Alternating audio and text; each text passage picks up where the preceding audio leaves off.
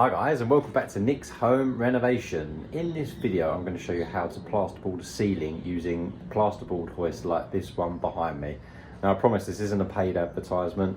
I bought this on my own and I absolutely love it. It's one of the best things I've bought, I'd say, in the last few years doing work like this, plasterboarding ceilings. And it means that basically you can plasterboard a ceiling doing it by yourself, which usually I'd have to pay someone to help me. As plasterboard sheets like these ones here are 2.4 meters by 1.2 meters and weigh anywhere between 24 kilograms for a standard plasterboard all the way up to 30 or 34 for the pink plasterboard that has to go over steelwork, which I'll show you a little bit later as well. So let's show you what we're dealing with here. So this is what I bought, £112 on Amazon. You can get more expensive ones if you're doing it all the time, but I'd really recommend this. I think it's going to really stand the test of time as well. It seems quite well made, really heavy. That's for winding it up.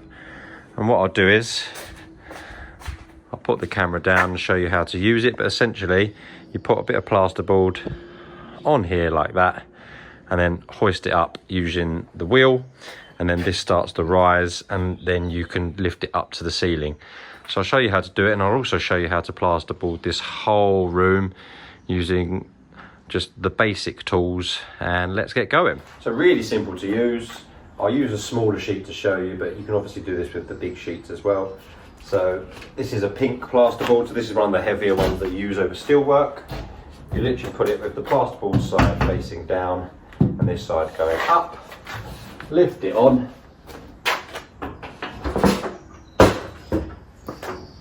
then you just flick it flat, remove the clasp that's holding it in place, go to the wheel underneath and just wheel it up slowly. Hey presto, we're off. As you can see, we're at the ceiling already, so then you can start to make adjustments and move this in place the way you want it. But basically in the old days that would take two people. You have to balance it on your head. It's really awkward while you fix it. Whereas this, you can literally balance up there. It's safe. You can move it around on the wheels into the right position where you want it. Fix it in, and it's absolutely brilliant. So usually you'd have to pay someone to help you, but in this case you can do it all on your own. I've boarded 90% of this house by myself so far using this, and it's really well made.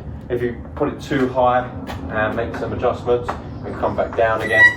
Slowly just using the wheel, or if you've made a mistake and you need to do a recut, it just comes back down, clasp back on, tilt, and it can come off again.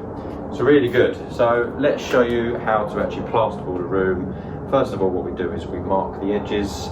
So I'll do that and I'll show you the tools you need as well. So this is the equipment you'll need to plasterboard your ceiling. Start with a Sharpie pen. The first job is to go around and mark where all the joists are, which is where you're going to fix your plasterboard to. Measuring tape, obviously, to measure your joists and measure the side of the plasterboard where they're going to fix to those joists. Then you'll need a screw gun and plasterboard fixings. These are 3.5 by 38 mil. You can see on the side there, easy drive. The easy drive means they're super sharp and going really well. A standy knife for cutting the plasterboard, and I'd recommend some gloves and ear defenders because this drill, impact drill, is really loud when you fix it in. And then I'd recommend gloves and eyewear as well, just for when you're cutting, and sometimes you can get some dust that comes down from the ceiling. And I'd recommend some sort of straight edge like this. This is actually sort of what a plasterer might use, but it's got a really thin edge for cutting the plasterboard, which I'll show an example of. So the first thing to do is to go and mark all our edges of where the joists are. So you want to mark basically where these joists are running, because soon they'll disappear in the ceiling forever, and that is what you're going to be fixing your plasterboard to. So you literally want to go around the room and just do a little mark on the wall in pencil or pen, just to show you where all of these are, and then that will help you to find where to fix to when you're starting to put your plasterboard up. So that's stage one, going around the entire room. I also forgot to mention that I prefer working on a hop up for this sort of job, as you've got a little bit more movement to move back and forth and it's a bit more comfortable. So I'd recommend those over steps. The next thing to do is to work out where your plasterboard is going to go on the ceiling. So plasterboards have to run perpendicular to the floor joists. So the floor joists you might be able to see behind me are all running this way. So the plasterboard has to run the other way. It's a little bit tricky for me because I've got this steel to go in. So instead of just using one big sheet going this way, which would be much more convenient, I'm gonna have to do a few smaller cuts to get over the steel. And then I could do some big sheets this way. So I might start in this corner, we'll see. But that's what you've basically got to work out. And then you generally work it out by measuring, and you want to land a plasterboard halfway on a joist. So just using this on a small scale, for example. On this one, you'd want to cut the plasterboard at about 43 centimetres, so you get the plasterboard exactly on that joist, maybe even 42.5, looking at that measurement. And then that takes that all the way into that wall. Potentially I've got room to go above it as well, so maybe 43.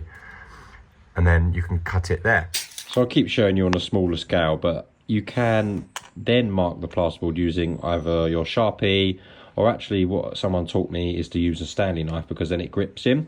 So for example, if we're going to cut this 40 centimetres, I can mark with my Stanley knife here, and then again down the bottom here, and then I can leave my Stanley knife in this end, and it gives me sort of a fixing point to bring my flat edge to. And then I can bring my flat edge to the Stanley knife here, marry it up with the bottom. Let's actually go the other way. Marry it up to the bottom there, so I'm on that marking there, and I'm at my Stanley knife there.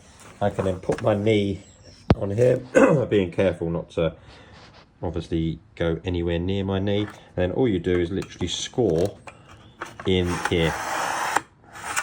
So I like to do it 3 or 4 times. And then literally all you do, lift it, and then you can break the plasterboard where you just scored. Then you literally just run your knife down the outside edge, and it breaks off. And you've got your 40 centimetre piece to go up there. And then you just need to fix your plasterboard into the ceiling. So as I said, the plasterboard needs to sit halfway over a joist. So in this off-cut example I'm showing you, you'd want it something like that.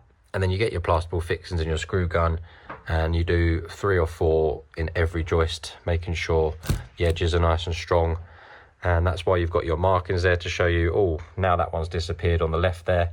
There's still a joist here to screw. And what you could do is get a chalk line or something as well to ping a line across to show you where this joist obviously goes all the way across there. And you can ping a string line from there to here to show you where to put your screws. I'll now do a time lapse of me actually in action. So hopefully by the end of this time lapse, this whole room will be covered.